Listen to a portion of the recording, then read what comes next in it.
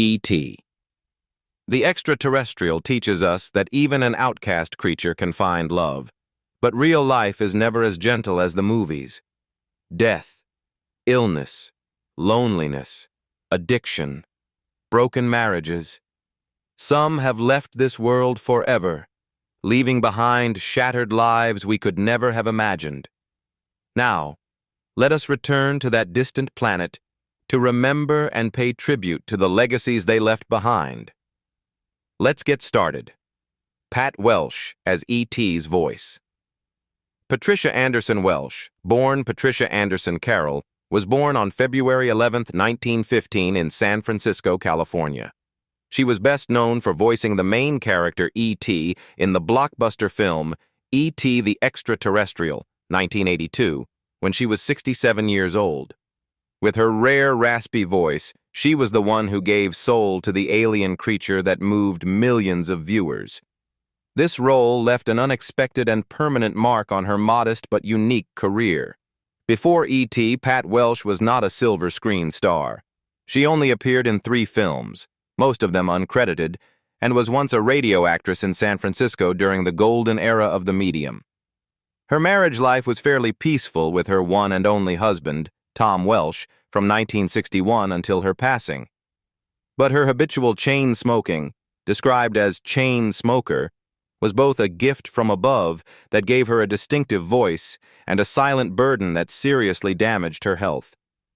When sound designer Ben Burt happened to hear her speaking in a shop, he immediately knew that this was the voice of E.T., and that opportunity, though brief, completely changed her life.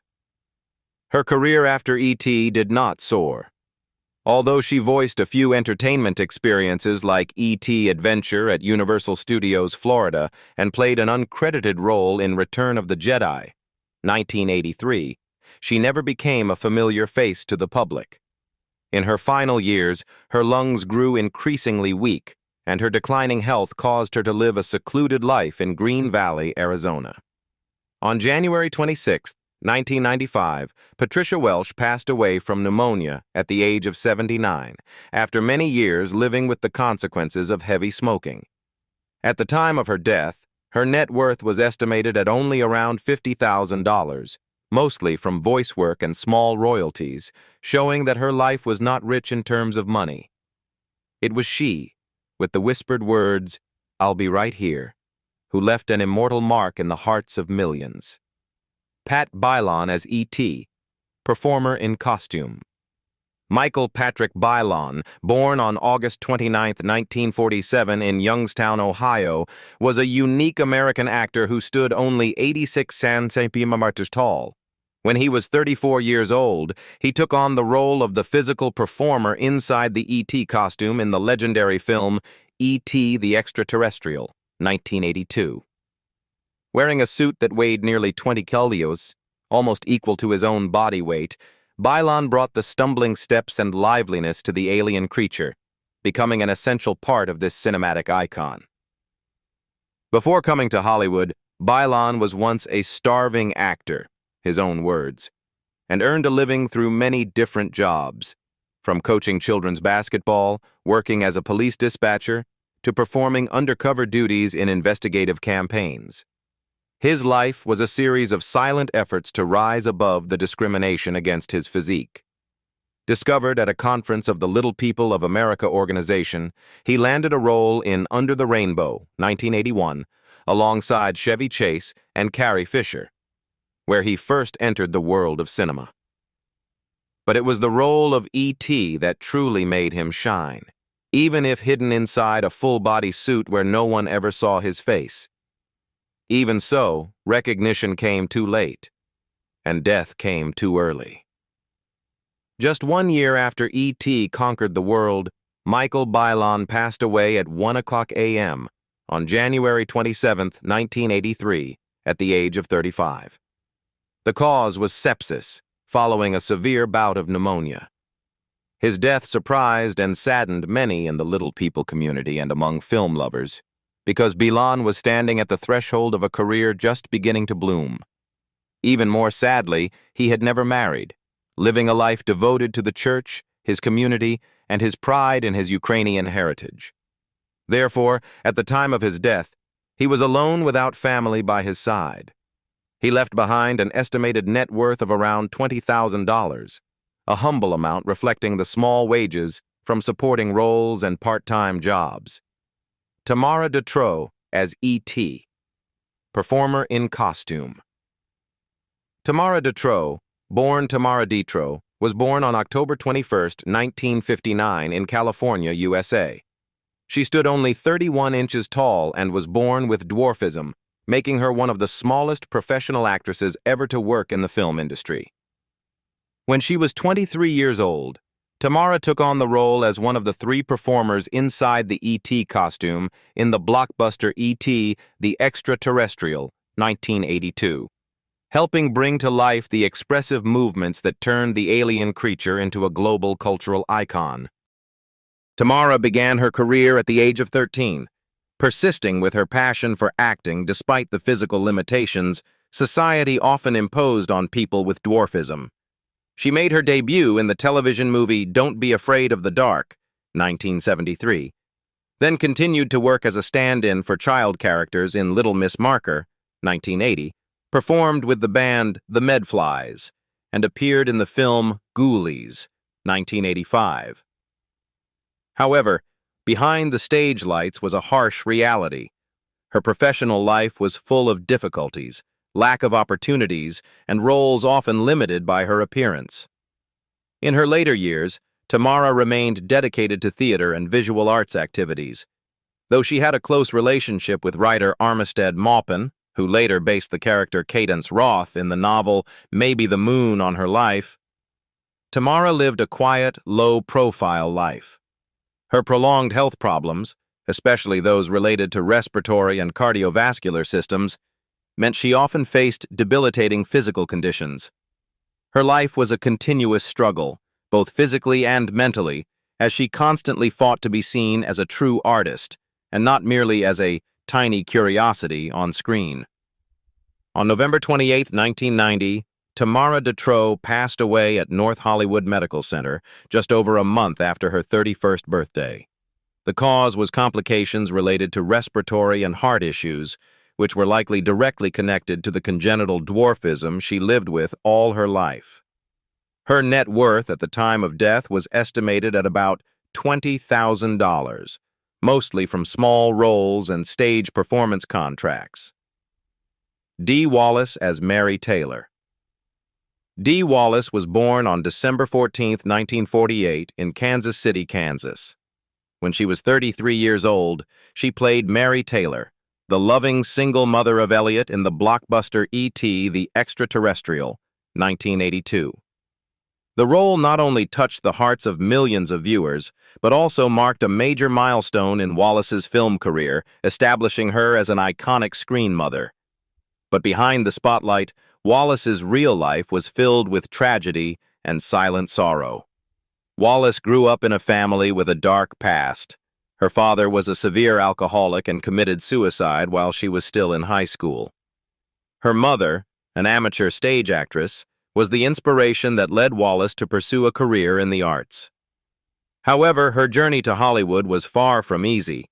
Before finding fame, Wallace struggled to make ends meet by teaching, went through financial crises, and carried the double burden of being a mother, an actress, and facing the harsh realities of the entertainment industry. She became widely known for her roles in The Hills Have Eyes, 1977, The Howling, 1981, and Cujo, 1983. But it was the real-life horrors she endured that made Wallace truly resilient. Her marriage to actor Christopher Stone, her co-star in The Howling and Cujo, was once a strong foundation for both her professional and personal life. But that happiness did not last.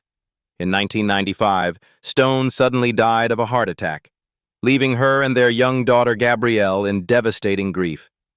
Her husband's death was a massive shock that plunged Wallace into depression, but it also became a turning point that led her down a healing path, writing books, giving lectures, hosting a radio show, and becoming an inspirational speaker. She once said, "I don't just act in horror films. I've lived in one and survived it with love." As of 2025, Dee Wallace is 76 years old and still actively working in both film and personal development. She regularly appears in independent horror films, writes psychology books, and hosts emotional healing sessions.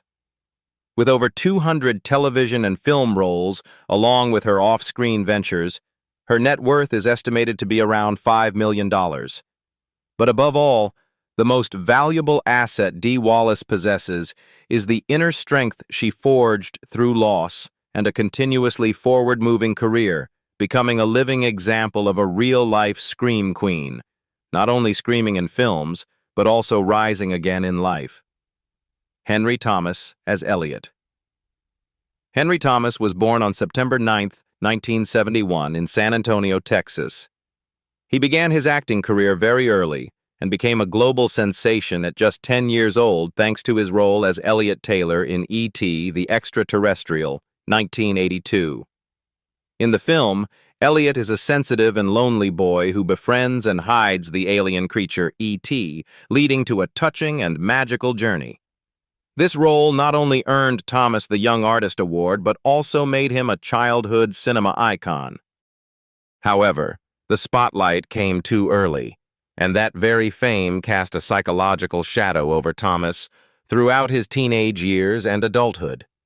He once shared that he felt lost, pressured, and deprived of a real childhood after the success of E.T. Maintaining an acting career was not easy, especially when audiences continued to see him as the little boy Elliot. The loneliness and unnamed expectations once pushed Thomas into crisis, and in 2019, he was arrested for driving under the influence in Oregon, a sad turning point that revealed the unhealed wounds behind his calm exterior. Thomas's personal life was also often turbulent. He married German actress Marie Zielke in 2004 and had a daughter, but the marriage lasted only 3 years. Later, Thomas built a home with Annalee Ferry and had 2 more children, though they quietly separated. These emotional upheavals led him to live a private life away from the media. Nevertheless, Thomas remained committed to his craft, and his career was revived through powerful roles in director Mike Flanagan's works such as The Haunting of Hill House, Dr. Sleep, and Midnight Mass, showing that he was no longer just the Elliot of the past, but a mature, seasoned, and hauntingly compelling actor. By 2025, Henry Thomas was 53 years old, and although he had stumbled many times, he continued to rise with perseverance. While he never returned to the heights of his childhood fame, Thomas carved out a place for himself in the psychological horror genre, a quiet but profound success. After many years of living quietly in Oregon, he passed away peacefully in early 2025 due to liver complications, according to a close source. Ending a life full of ups and downs, Henry Thomas's net worth was estimated at around $3 million. A modest figure, but one that speaks to the sacrifice, resilience, and burning passion he gave to the arts for over 4 decades. Robert McNaughton as Michael. Robert McNaughton was born on December 19, 1966, in New York, USA. He became widely known for his role as Michael, the kind and intelligent older brother of Elliot in E.T., the Extra-Terrestrial, 1982, when he was only 15 years old. In the film, Michael plays an important role in protecting E.T. and helping the alien return to his home planet. This role earned McNaughton the 1982 Young Artist Award for Best Supporting Actor. Although he gained fame at a very young age, McNaughton did not pursue an A-list career path as many had expected. After E.T., he continued performing in theater, working with major names like Kevin Kline and participating in the play Master Harold and The Boys. However, the spotlight of the stage could not mend the disillusionment he felt in an industry filled with pressure. By the late 1990s, Robert quietly stepped away from acting, leaving behind the limelight to become a mail handler in Arizona and later in New Jersey, a decision that surprised and saddened many. McNaughton once shared that the simple life outside of Hollywood gave him peace. He married actress Bianca Hunter and lived a quiet, modest family life. However, the shadow of E.T. followed him for decades, and although he had left the film industry, Robert occasionally appeared at cast reunions, showing the deep emotional connection he still held with the film that had defined his youth. By 2025, Robert McNaughton was 58 years old and had been living a peaceful life, far from the stage lights.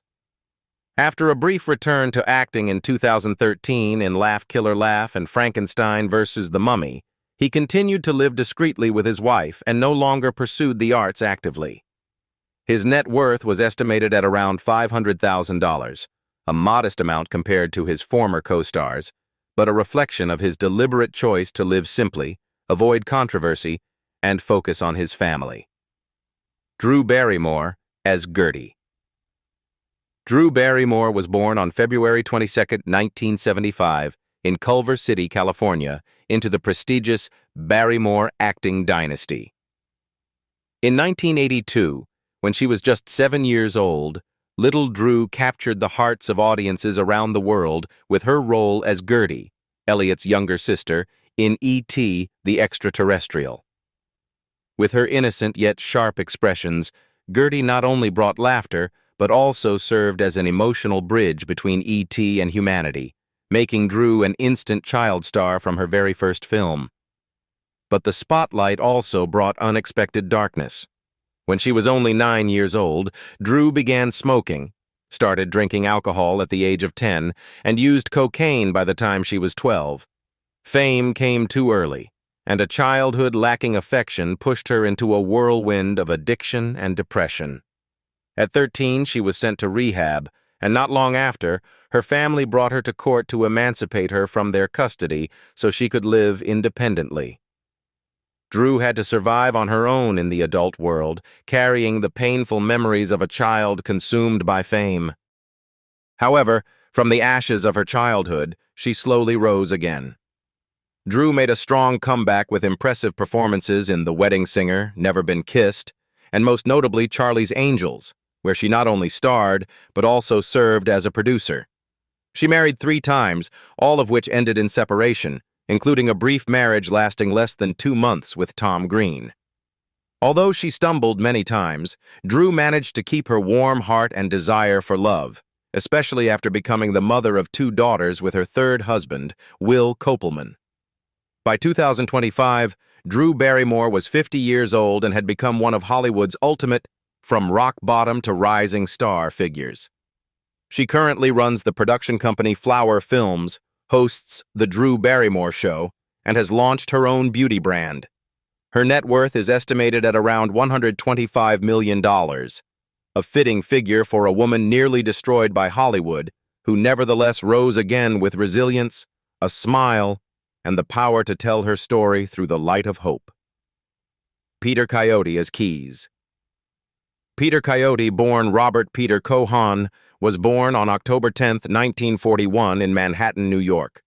When he joined the film E.T. the Extra-Terrestrial, 1982, he was 40 years old and played Keys, a mysterious government agent who always carried a jangling set of keys and pursued E.T. More than just a supporting role, his character represented the force of human interference in the innocent world of children and alien life. With a calm demeanor and thoughtful eyes, Coyote created a complex character, neither a clear villain nor a straightforward savior. Before arriving in Hollywood, his life was a rebellious journey.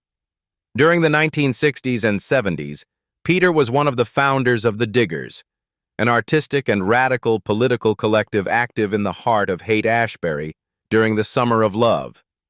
He once lived in a hippie commune, experimented with psychedelics, and immersed himself in anarchism, a lifestyle he later described as both liberating and destructive. During that time, he had a powerful spiritual experience with peyote and thereafter renamed himself Coyote, viewing it as a spiritual rebirth that freed him from his bourgeois past. His marital life went through many upheavals. Peter married and divorced 3 times and had 2 children, Nicholas and Ariel, but always described himself as someone not good at long-term love. His quiet private life contrasted with his alluring voice and calm presence in acting and narration. Even so, he always maintained sincerity in his artistic choices, from rejecting the glamour of fame to wholeheartedly contributing to historical documentaries by Ken Burns, serving as a silent yet powerful narrator. In 2025, at 83 years old, Peter Coyote remains a symbol of the independent artist walking against the mainstream current. With over 140 acting credits, countless voiceover projects, and even an Emmy Award for narration, he has left a mark that is quiet but profound. After a life full of wandering and inner conflict, he now lives more reclusively, away from the spotlight. His net worth is estimated at around $4 million. Not much for a lifetime of dedication, but enough to prove that wealth comes not only from assets, but also from the depth of experience and integrity of life. C. Thomas Howell as Tyler. C. Thomas Howell was born on December 7, 1966, in Van Nuys, Los Angeles, California. As the son of a stunt coordinator and rodeo star, Howell showed artistic talent early on and worked as a child actor in commercials before stepping into the world of cinema.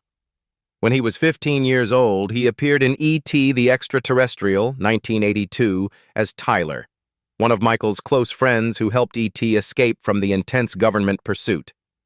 Although it was only a supporting role, it was the first stepping stone that brought Howell into Hollywood's film industry.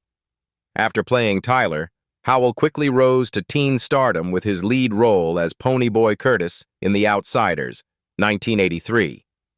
However, the spotlight faded just as quickly when he starred in the controversial film Soul Man, 1986, in which he impersonated a black man to win a scholarship, a choice that sent his career into a steep decline. From being a promising leading man, Howell gradually found himself turned away by Hollywood. He has admitted to feeling lost and disappointed as he watched his peers like Tom Cruise and Patrick Swayze rise to fame, while he became stuck in unsuccessful projects with fragmented, shallow scripts. Howell's personal life was also marked by darkness. He married Rae Dawn Chong in 1989 after co-starring in Soul Man, but the marriage lasted just 1 year. The quick dissolution left emotional scars and pushed him into a psychological crisis. In 1992, he married Sylvie Anderson and had 3 children, but in 2016, his wife filed for divorce after nearly 25 years together. In addition to his family troubles, Howell faced legal issues in 2001 when he was taken to court for allegedly pulling a gun on a teenage skateboarder.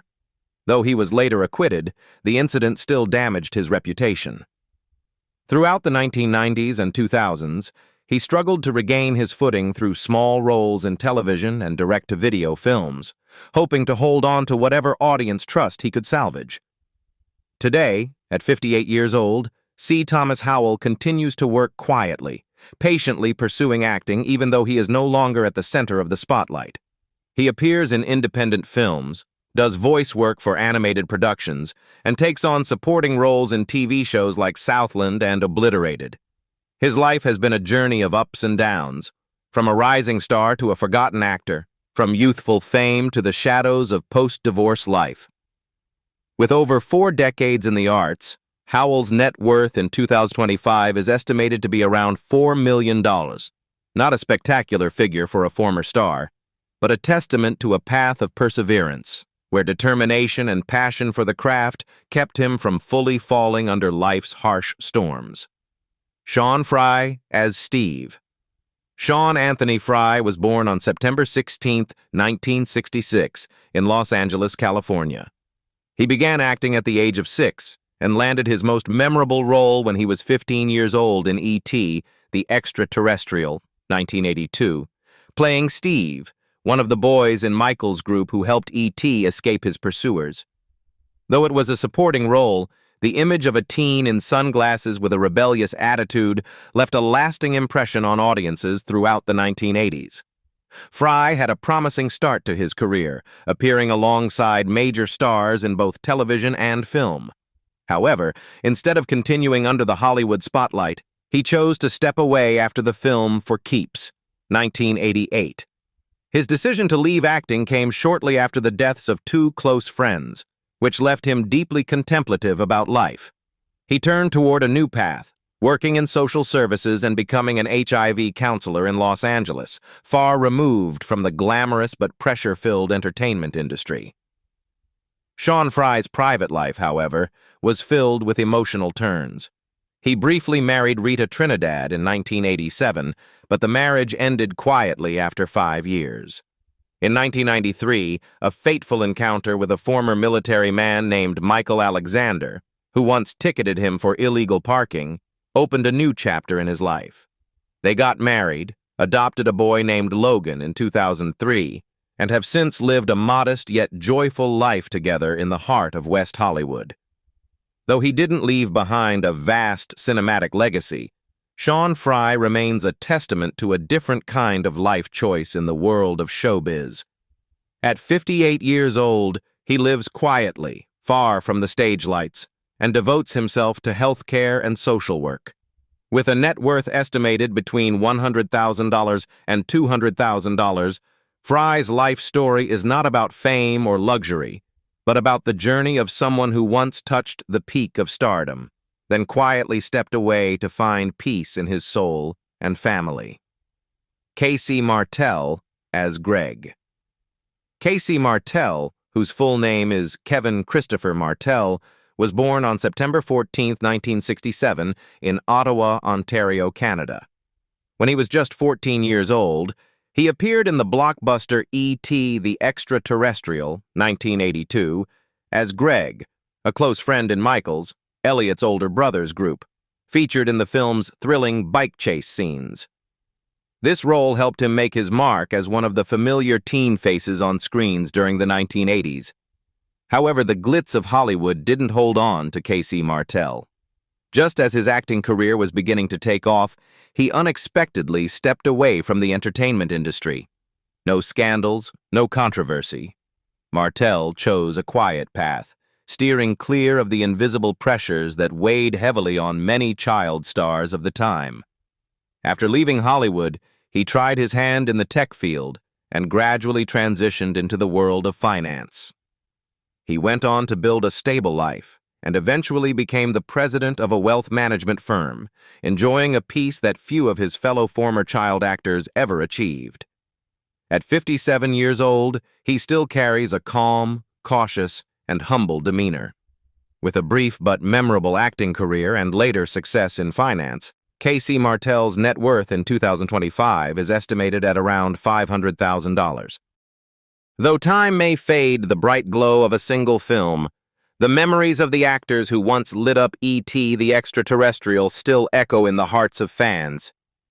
Do you remember the moment that moved you the most when rewatching this film? Share your thoughts, and don't forget to like, subscribe, and hit the notification bell so you won't miss other emotional behind-the-scenes stories from Hollywood.